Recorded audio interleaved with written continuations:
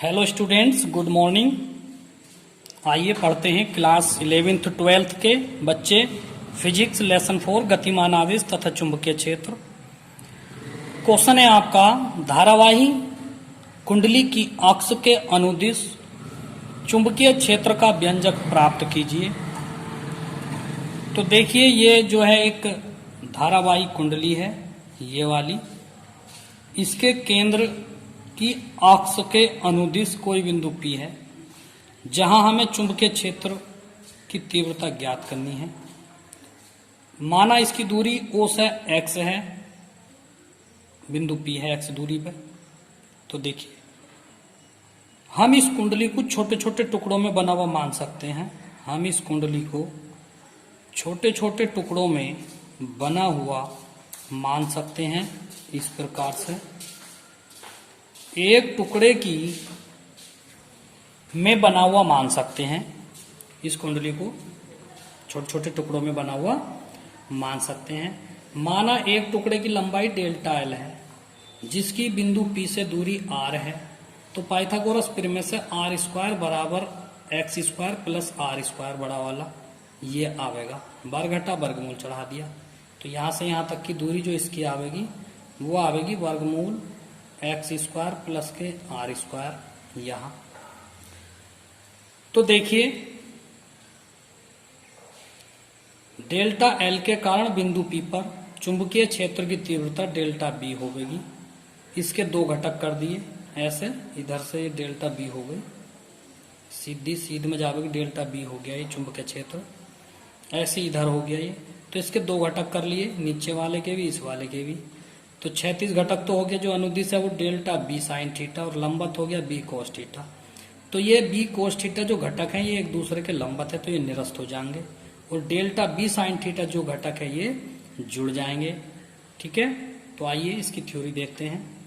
माना R त्रिज्या की एक वृत्ताकार कुंडली में I एम्पियर की धारा प्रवाहित हो रही है। माना कुंडली की अक्ष पर कुंडली के केंद्र O से x मीटर की दूरी पर एक बिंदु P है जहां पर चुंबकीय क्षेत्र की तीव्रता ज्ञात करनी है। इसके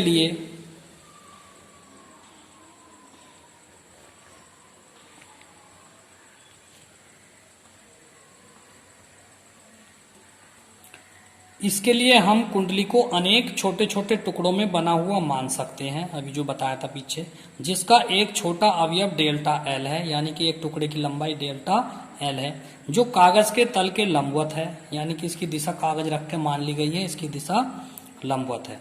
माना इस अवयव से बिंदु P की दूरी r है।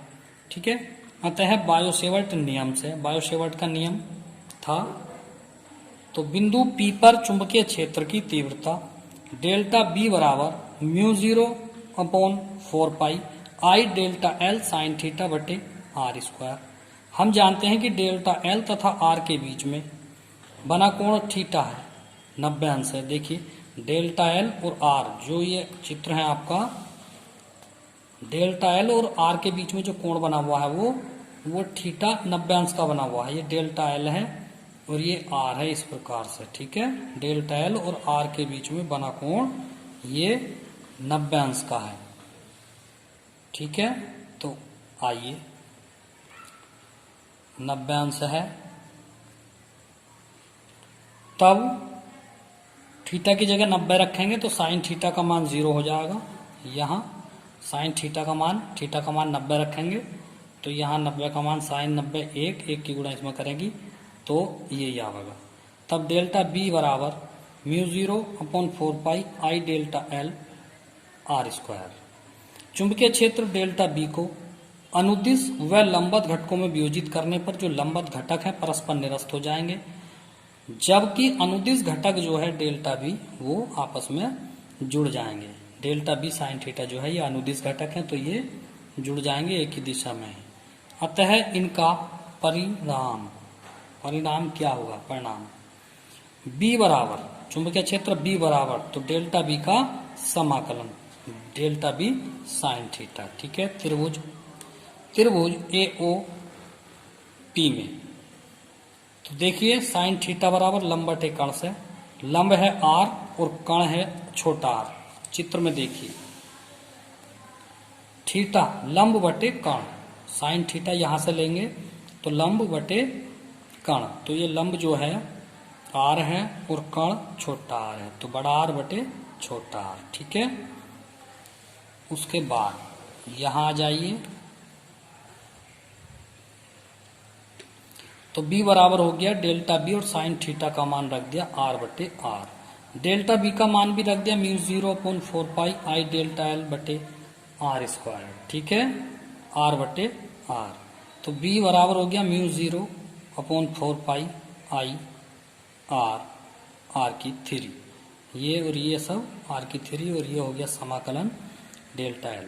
डेल्टा l का क्या हो गया 2 पाई r, यानी वृत्त की परिधि।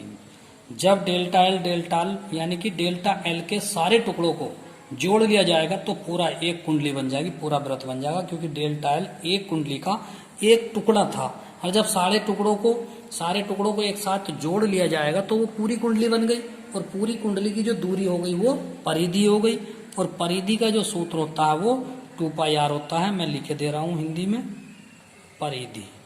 ठीक है, परिधि हो गई। तब जाके b बराबर म्यू 0 देखिए 2 पाई से 2 पाई कट गया तो 2 रह गया आई आर स्क्वायर, और ये r का मान रख दिया, r का मान x square plus R square, X square plus R square की घात 3, तो 1/2 ये हो गई और 3 ये हो गई, तो ये हो गई 1.5, 3/2। ठीक, यदि कुंडली में फेरों की संख्या n हो तो b बराबर mu 0 n I R square बटे 2 into X square plus R square की घात 3/2। ठीक है, यदि b की दिशा कुंडली की अक्ष के अनुदिश होगी तो x का मान 0 हो जाएगा, तो यहां से हो जाएगा म्यू 0 एन आई बटे 2r। आंसर। अगला क्वेश्चन है, एम्पियर का परिपथीय नियम क्या है, इसकी उत्पत्ति कीजिए। आंसर, एम्पियर का परिपथीय नियम, तो देखिए ये चित्र है, ये वाला, ये एक वृत्ताकार वक्र है, ये रेखीय है, सीधा इस एक रेखीय में धारा I प्रभावित हो रही है, ये x अक्ष, ये y अक्ष। ठीक है, तो यह नियम स्थिर वैद्युतिकी गॉस के नियम के समतुल्य है। इसके अनुसार चुंबकीय क्षेत्र B का किसी बंद पृष्ठ के लिए रेखीय समाकलन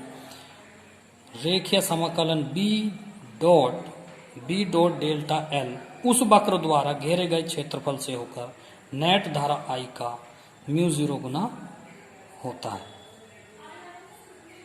ठीक, अर्थात बंद पृष्ठ का रेखीय समाकलन, चुंबकीय क्षेत्र का रेखीय समाकलन म्यू 0 I, ये एम्पियर का परिपथीय नियम है। अब इसकी उत्पत्ति देखिए, जहां म्यू 0 निर्वात की विद्युतशीलता है, उत्पत्ति करेंगे इसकी। माना एक लंबे ऋजुरेखीय चालक तार में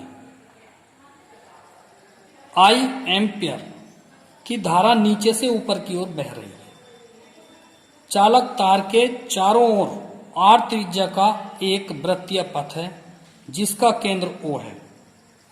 वृत्तीय पथ पर किसी बिंदु P पर धारावाही चालक के कारण उत्पन्न चुंबकीय क्षेत्र का परिमाण जो होगा वो बायो सेवर्ट के अनुसार B बराबर म्यू 0 I, ये आएगा B बराबर म्यू 0 I बटे 2 पाई r, समीकरण नंबर 1।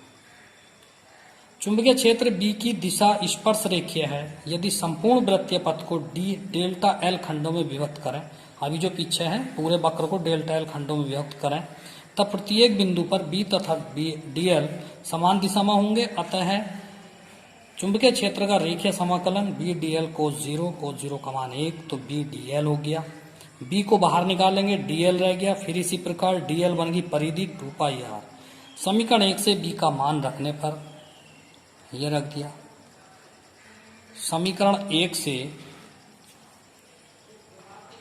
B का मान रखने पर तो म्यू 0 I बटे 2 पाई r इंटू 2 पाई r से 2 पाई r कट गया, तो डेल्टा B का रेखीय समाकलन बराबर म्यू 0 I। ये एम्पियर का परिपथीय नियम सिद्ध हो गया। आंसर। बाकी कल पढ़ाएंगे, आज के लिए इतना ही काफ़ी है। सभी बच्चे जो हैं काम पूरा करें। Thank you.